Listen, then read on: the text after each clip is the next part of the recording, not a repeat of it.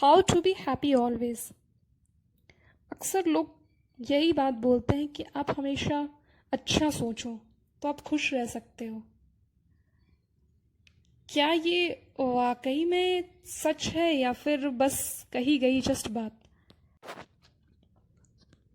मान लीजिए कि मुझे मेरे दांत में एक्चुअली दर्द है और ये बात मैंने अपनी फ्रेंड से बताई, तो वो सामने वाला आपसे यही कहेगा ना कि उस दर्द के बारे में मत सोचो। लेकिन जिस इंसान को एक्चुअल में दर्द है वो चाहकर भी वहाँ से अपना ध्यान नहीं हटा सकता। वो कैसे हटाएगा? उसके रियली उसके दांत में दर्द है, वो फेस कर रहा है। वो चाह कर भी अगर अपना दिमाग डाइवर्ट करने की कोशिश करेगा, नहीं कर सकता वो। बस इसी सिचुएशन को मैं थोड़ा सा डिटेल्ड में जाने वाली हूँ कि ये तो हो गया, चलो फिज़िकल पेन है, लेकिन इमोशनल और साइकोलॉजिकल पेन्स आपको अक्सर होते हैं जब आप कुछ हटकर या फिर कुछ अलग सोच से आप कुछ करना चाहते हो, जो आप सोसाइटी के अगेंस्ट जाकर जब कुछ आप करने लगते हो, उस समय बहुत तरीके के प्रेशर्स होते हैं। सोशली होते हैं, इमोशनली होते हैं, साइकोलॉजिकल होते हैं। बहुत सारे ऐसे लोग हैं जो उस सिचुएशन में टूट जाते हैं और वही फॉलो करते हैं जो अब तक सोसाइटी में होती आ रही थी। और बहुत सारे ऐसे लोग हैं जो ऊपर बढ़ना चाहते हैं लेकिन उन्हें पढ़ने नहीं दिया जाता है। गलती इसमें किसी की भी नहीं है, क्योंकि जो चीज़ हमारी सोसाइटी में फीडेड है, जो भी चीज़ें उन्होंने देखी है, वो उसके अकॉर्डिंग आपको फोर्स करेंगे वो चीज़ करने के लिए। इसमें कोई गलती नहीं है कि जो इन्फॉर्मेशन, जो सिचुएशन उन्होंने देखी है अपनी लाइफ में, वो उसी के अकॉर्डिंग आपको भी करने के लिए वो चीज़ मजबूर करेंगे।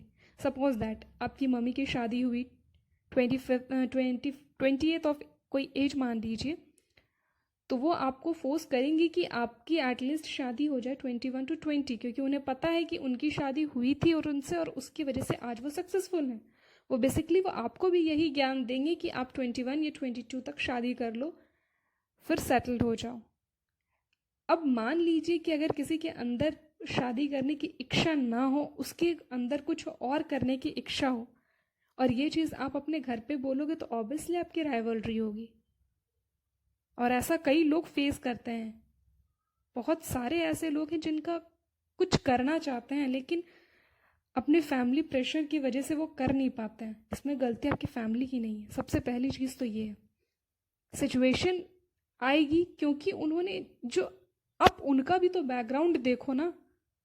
जो इन्फॉर्मेशन उनके बेसिस पे पड़ी है, जो उनके मेमोरी में स्टोर है, आप उस चीज़ के खिलाफ उंगली उठा रहे हो कि नहीं, मैं सक्सेसफुल होना चाहती हूँ अपने काम को करके, शादी करके नहीं। वो क्या बोलेंगे कि तुम बेटी सक्सेसफुल हो जाओगी लेकिन आफ्टर मैरिज। ना इन्फॉर्मेशन उनकी गलत है, ना इन्फॉर्मेशन आपकी गलत है, लेकिन सिचुएशन आप दोनों के अगेंस्ट है।